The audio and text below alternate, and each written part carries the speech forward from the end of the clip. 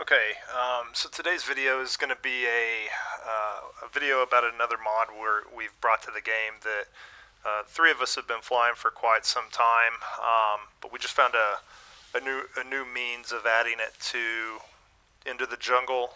So it's going to be Anubis's C130J mod. Now, obviously, the first thing a lot of people are going to point out is that it's longer than the traditional C130, which is accurate. In real life, they extended this thing to increase the cargo capacity. Would be cool if we had the shorter version. Is what it is. Obviously, you have the updated props on there, so we can't get around that. But what we do have is a fairly authentic livery from the 70s, which makes it look like a C-130 from the Vietnam time period.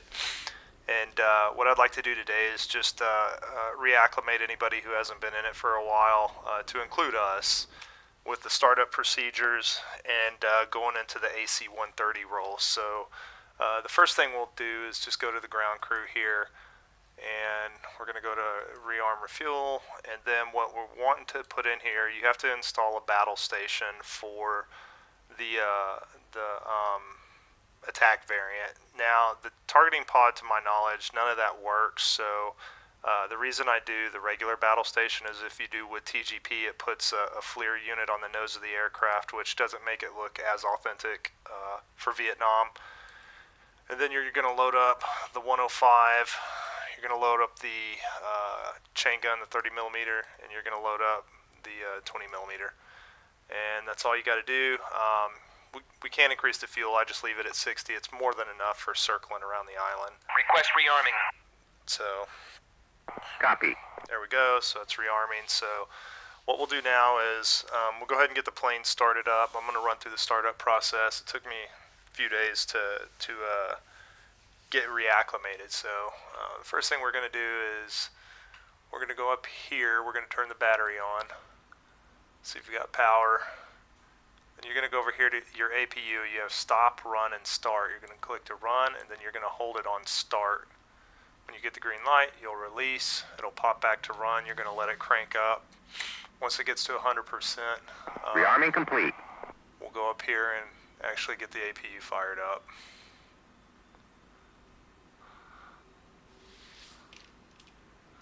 Now you can hop to the, we'll go to the different stations here in a little bit. In the mission editor, I need to change it to where you can sit in the co-pilot seat. I have that disabled by accident right now, so we're at 100%. You're going to go up here, turn your APU on, and you're going to turn your bleed air on. You're going to wait for it to get to 40%. Alright, now we're good to crank the engines. So you're going to go to run, and then you're going to hold down the start. Get the green light, going to let off. You'll see that the engine 1 is boxed white. See it, and then if you look over your shoulder, you can see the engine spinning. And we'll go through some key binds once I get it cranked up and let you know exactly what I have bound to assist with doing AC-130 runs with your buddies on the map. One thing that is unique about the mod, it's just the way it's made, is if you don't close these windows before you take off, it may be before you taxi even, I can't remember, they won't close, so I usually just close them unless for some reason you want to leave them open. Green light's extinguished. As long as you're at 40%, you can go ahead and crank the next engine. Again, not a C-130 pilot, so I don't really know if it matters in what order you start these. Kind of like the Apache. I've actually heard Apache pilots say to reduce wear on the engines, they'll rotate which engine they start from time to time, some form or fashion. So I think you can really start these in any order you want. I typically do 1 and 4, then 2 and 3.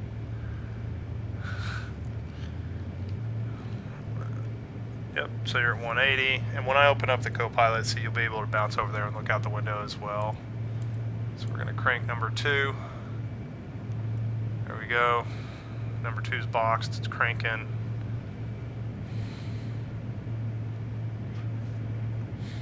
Now while we're waiting on that to spool up, actually we'll just do all this in order so I can bookmark it effectively in the video. I forgot to set the radio. I always set my radios first before I do any cold start on any aircraft, especially when you're on the server, so you can start talking with the boys if they're on. Alright, we're at 40, we can crank 3. Good start. Now, to the best of my knowledge, I'm starting this mod up the correct way. By all means, if someone's out there been flying this for a while and I'm doing something wrong, feel free to correct me either in the comments or on the forum when I post this on our Into the Jungle forum.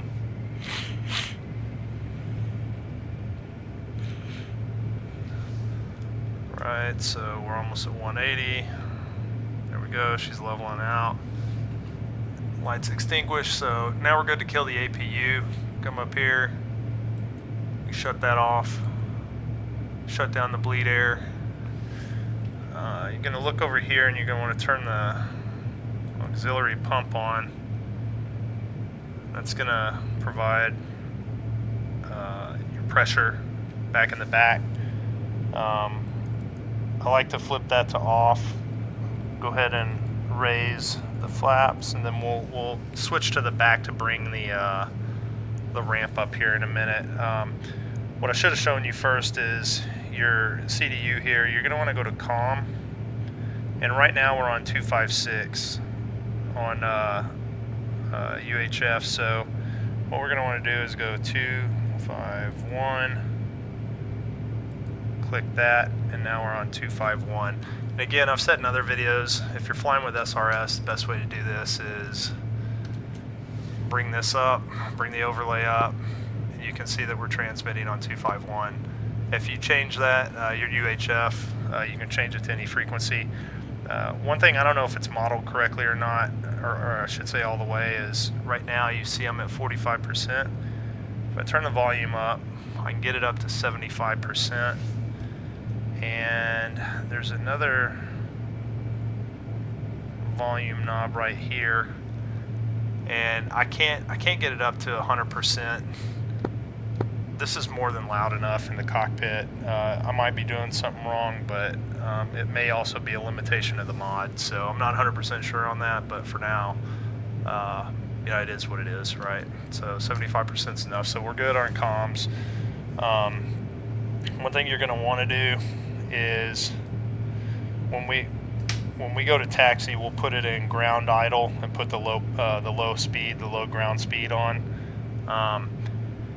But what I want to go through now is key binding. So first off, if you want to use the HUD, you can. It works fine. I leave it up for this mission because it kind of takes away from the old school feeling, even though we have a relatively glass cockpit here, right?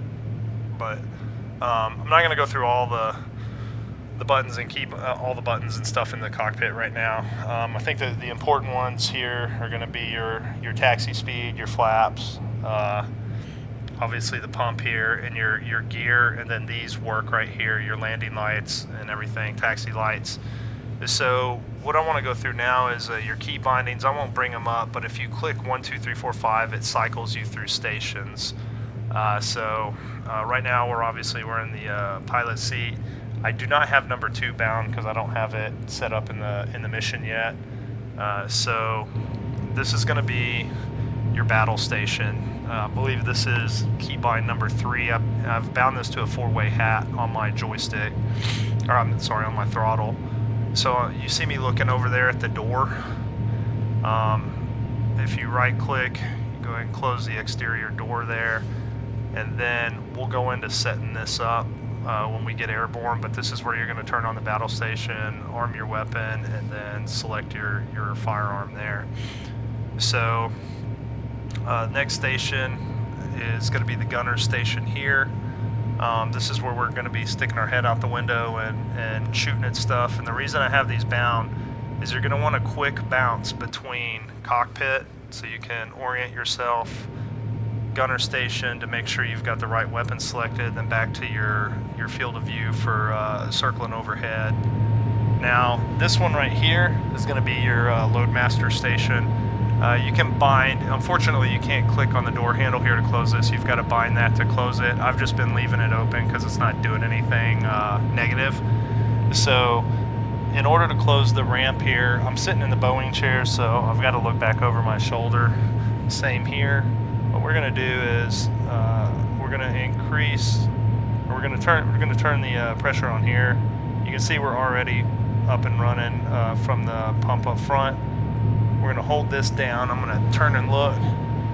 Just going to bring the top one down first, and then you want to do this one, the one I just did first, and then you're going to bring the bottom ramp up. Now, is it that way in real life? I couldn't say, but all right. Now the ramp's good to go. So effectively, we are good for takeoff. Go to the external view here. So you see we got the 105, the 40, and the, or I'm sorry, 105, I think it's the 30 and the 20 mic. So, yeah, this is a good time flying this thing. So we'll bounce back to the cockpit here. Now, there is some, I'll just show you on the throttle real quick because it's hard to explain. So what you want to bind, I have these bound right here. This is your togo or your takeoff power that you want to toggle on and off. This one right here is what puts you back into normal flight when you're in reverse. So I don't know what the difference is between beta full reverse and beta reverse, but I have you have to click on these to get your throttle in ground idle, and when you're taking off, you're going to go to max power, and you're gonna hit the takeoff power button, and what that's going to do is it's going to accelerate your throttle past the max power into takeoff power. And the important thing is, and I'll remind us when we get off the deck, is to come out of takeoff power once you're airborne. There is JADO assist on here. I haven't used it in a long time. It does work really good and it's pretty cool. Just haven't used it yet. So this something else you can bind if you want to your throttle. But these are the big ones right here. You're just going to want to go to your throttle control and make sure these are bound. So what we'll do now, you see it's gone into the reverse mode there, right? So we're not backing up because I don't have it pulled all the way back. But we're going to click on engines 1, 2, and 3, and 4. And now we're in ground idle. I mean, not ground idle, but low speed mode for ground. So basically you're not hauling ass on the deck, and it just takes a little bit of pushing forward. See, I can't go any faster than that. It locks you in. So we'll go ahead and start taxiing out.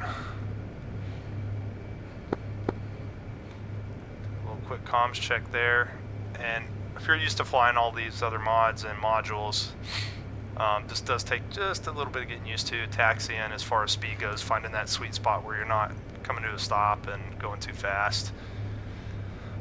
I'm using the rudder pedals to steer. Clearly it looks like in real life you're using this wheel here to steer, which is unique. Rudder pedals have got the brakes bound to the toe brakes bound to the rudder pedal.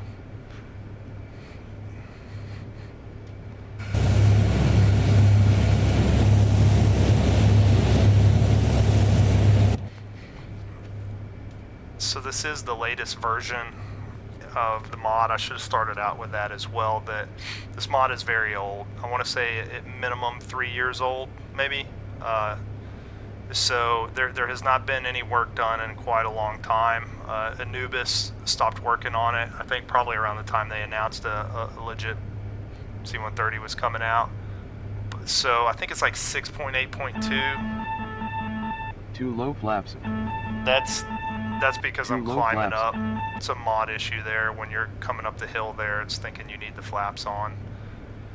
So 6.8.2 allows you to do AC-130 and cargo, so you can not have the guns loaded and run cargo, run troops, all kinds of stuff. So there was some information out there that said that if you have the AC 130 variant, you couldn't run troops or cargo. I can tell you that's false. The latest version, the last version, allows you to do both if you have the latest and last version installed. So what we'll do now, we don't need a ton of flaps. We'll just go down there. We're gonna come out of ground idle. That was that beta button I was telling you about to pull you out. So yeah, we'll when we get in the air, I'll go over the gunner station and stuff. So what we're gonna do now, flaps are down, we're good. We're gonna give it full throttle. As you can see, it's as far forward as it'll go at full. Now I'm gonna hit the takeoff power, and you see how it advanced all the way forward. That's what you want for takeoff. And to get it out of that, there is a button you can bind to pull it out of that. But if you have a throttle with a detent like the Windwing F15EX that I have, as soon as you pull the throttle back, it'll pull you out of takeoff speed. So raise the gear, pull back. We're out of takeoff power. Then raise our flaps. We're airborne.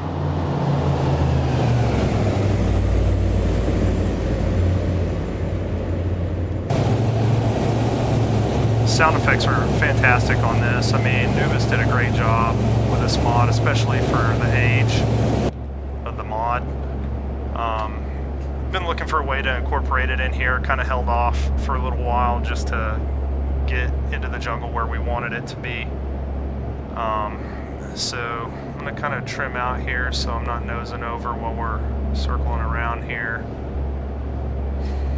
In fact, I tell you what, we'll just get some altitude before I jump back to the station and start getting stuff set up here. So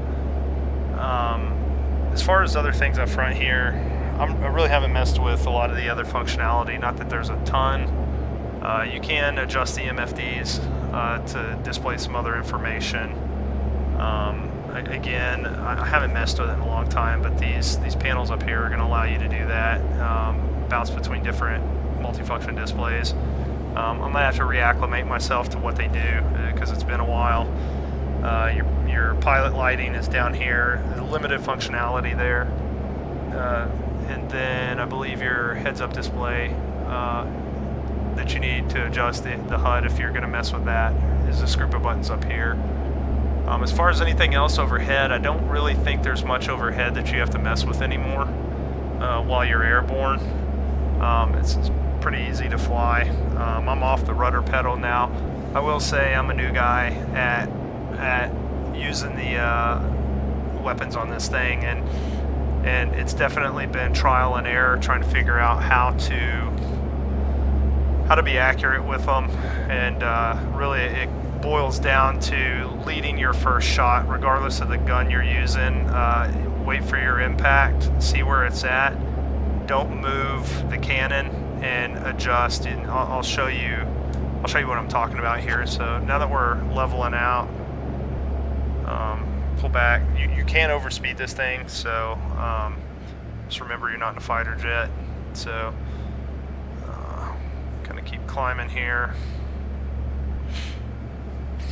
Make sure I'm not nosing down on trim. Okay, so what we'll do is jump back to the battle station here. We're going to turn it on. There's no T-pod involved, so we're not going to slave with the T-pod. You can put the cannon stabilize on. I'm not sure if that does much. I just do this. I just bounce back and forth just to make sure I'm not nosing over. That's why trim is important when you're doing this. So we'll bounce back here. We'll go ahead and arm the weapons, and we're going to start out with the minigun. So the 20 mic is 1, the 30 mic is 2, and the 105 is 3. Oh, and so I actually have the button bound to shoot this, so I didn't mean to do that. But so battle station is set up. That's really all you need to know. It'd be super cool if all this was operational, if these multifunction displays worked. If you turn this off, one thing you'll notice is the laptop goes off, so you'll know it's turned on by the light and by the laptop. It's kind of cool. So here's what I want to discuss. So you can bind for the 105. You can move the cannon, but what I would suggest is just scoot it out to the left just a little bit. Don't move it up and down. What you're going to do is when you find your target, you're going to want to lead your shot. So you're going to want to put that cursor, any three of them, over the target, fire the gun off, see where the round hits, and then basically try to put that yellow cursor where the round hits, and that's basically rudimentary way of trying to walk your rounds in. Now, there's a video out there where some dude, and I'm guessing he has an older version of the C-130 mod, because there is an older version out there, and he was one of the people that was saying it can't do cargo and shoot at the same time. That's false. I'm thinking these three multicolored reticles are part of the latest version that came out, and honestly, I like the reticle this guy was using eliminates all three of those. It's more realistic looking reticle. It seemed a little easier to guide in, but this is what it is, right? This is what we got. So the blue is going to be your 30 mic, and the red is your 20. Personally, I've been guiding everything off the red, where my shot, depending on where my shots land. So we'll hop back up to the front.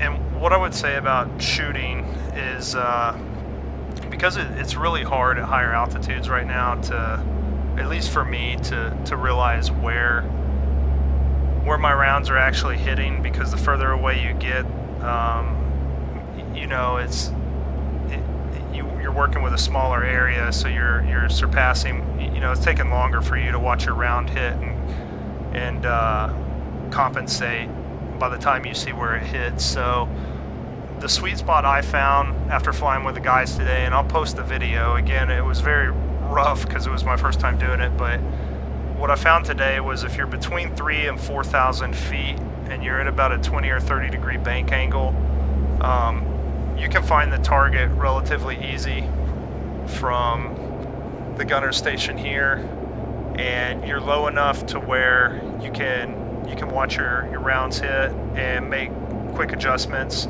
and I was fairly effective today with it. It was pretty fun.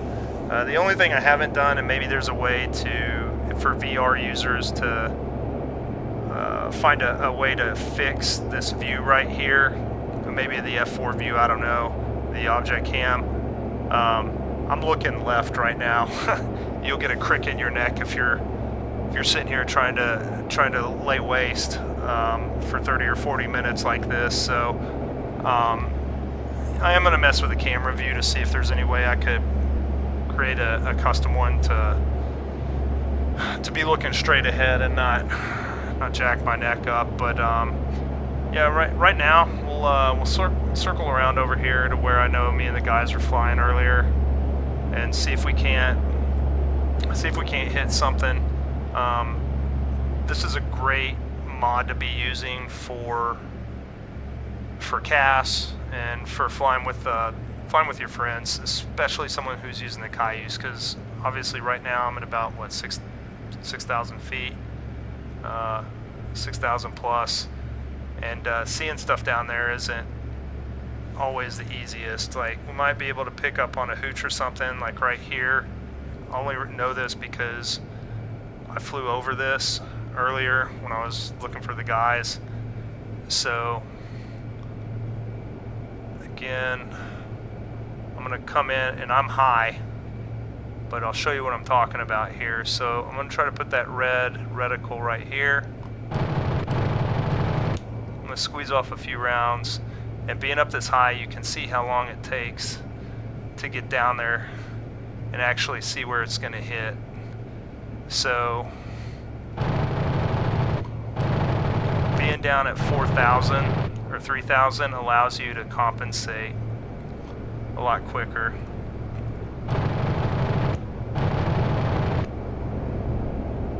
And again, I'm at a terrible angle right now, but doing this solo is definitely a little more challenging. So I would definitely say 6,000 feet is a little too high. You want to offset yourself. Make sure you don't do what I just did. Put yourself like right over the target. Do this also. Go ahead and switch over to the big boy.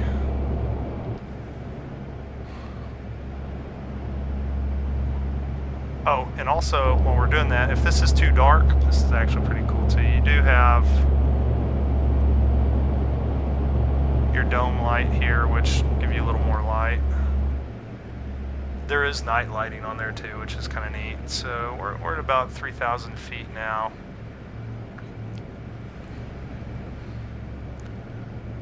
But again, when you go to get distance between you and the target, you can see what I'm talking about here. Unless you're very familiar with the terrain or where the target's at, it's real easy to lose it, just like I did.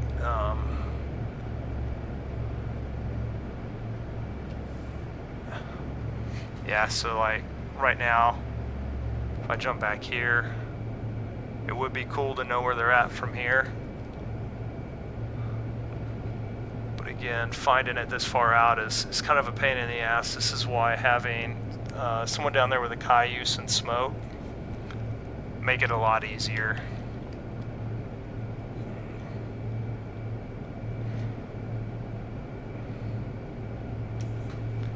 Actually, I'm going to come this way because I think, yeah, about to overfly it again. It's harder to see on the desktop, but right down there, I believe, is exactly where I want. Yep, right there, that smoking truck. There's a bunker there, so.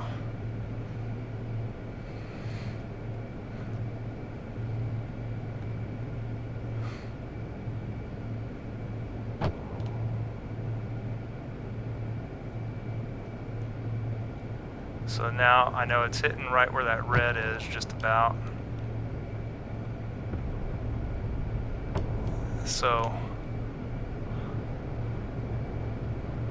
now we're in the zone, especially if there's infantry.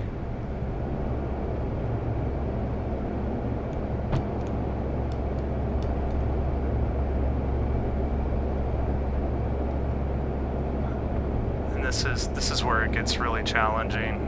Fucking, I was moving too slow. Might be able to put her into a steeper bank here. Keep the speed going.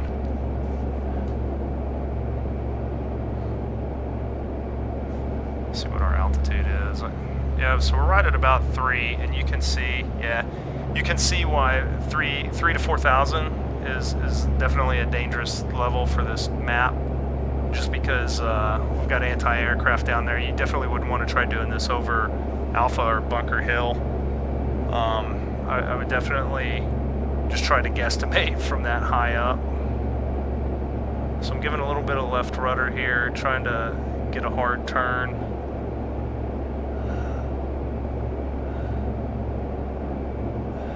Again, this takes some toying around.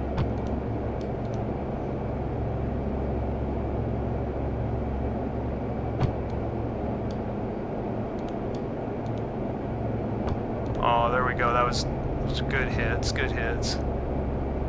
So now you can kind of see when you're in the area.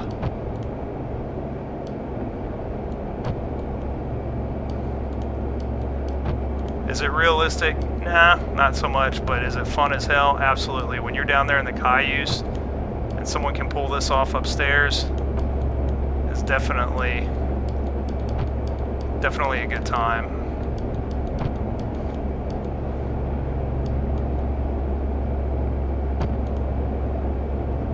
Then doing BDA assessment and stuff with the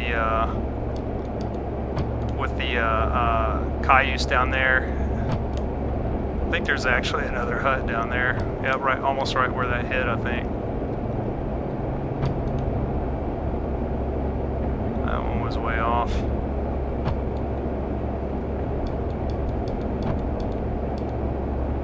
So I'm really not even using those reticles. I'm really just looking at where my rounds are landing and trying to make incremental adjustments as you circle, which is very difficult. I know there's some guys are like, don't use the spray and pray method with this mod, but until I can find a more effective way of doing this, this works for me. It gets me in the area. There's enough ammo on this thing where boom, boom, that was a fucking good hit. So now that we're doing this, I'll show you one of the cooler, now that we're down low.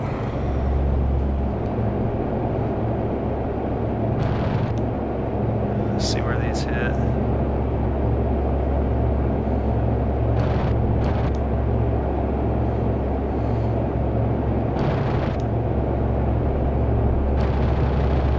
Yes. Getting after it.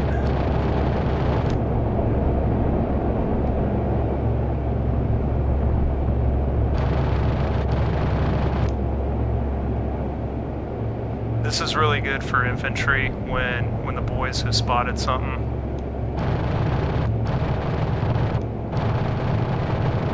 Just walk it down. Now you don't have infinite ammo, obviously.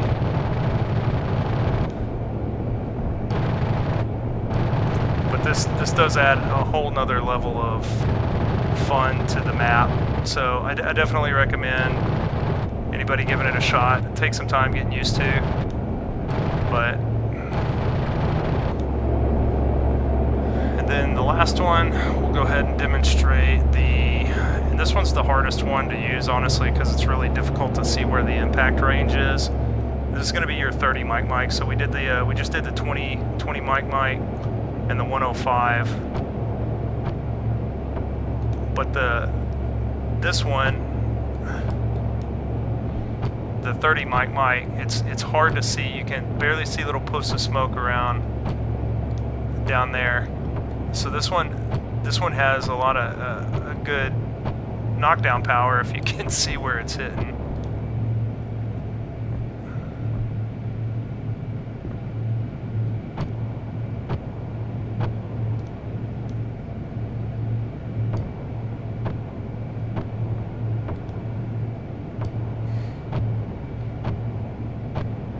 There we go. We're right in that area now, the center.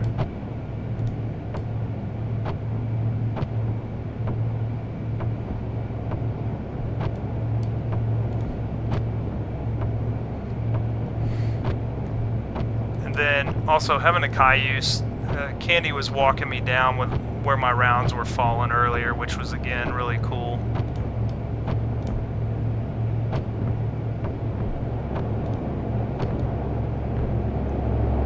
So now we're obviously really low, which is not where we want to be. But yeah, so that's pretty much the C-130 right now as we have it.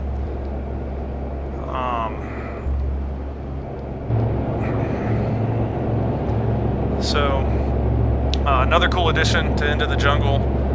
We will be using, if we can script troops jumping in, we definitely want to try that. Back in the day, I mean, before I had the Boeing chair, I'd lower the ramp and actually stand up in VR and walk around this thing. Man, it's awesome. You can walk over there to the door. When you don't have the 105 in here, when you don't have the AC version, you have both these doors open, and you can actually stand here with the door, or sit here with the door open and just look out at everything. It's pretty impressive. So landing is pretty straightforward. You can do combat landings in this thing, which are really fun. Fully expect to have it more accurately simulated when the real C-130 module comes out, but it's really cool to come in, kill the throttle, drop the flaps, and just nose it right over, and last minute flare up and set her down and throw it into reverse. So yeah, I hope y'all, I'm not going to bore you with the landing right now, but hopefully this video has been a little informative and help you see kind of how we're incorporating it into the jungle, and also hopefully it gets you guys started on how to take off, how to get it cold started, and use the weapons. If anybody comes up with a better way of finding a better way to be more accurate, I am all ears. I would like to be firing these weapons at a higher altitude and a little further out with a little more accuracy. It's just, as it stands right now with these reticles, you really, whether they're there or not, it makes it really difficult. You really just got to see where your point of impact is and then guide the next rounds closer to where the target is in relation to that first point of impact. So yeah, hopefully you guys enjoyed this, and we'll be using this a lot more.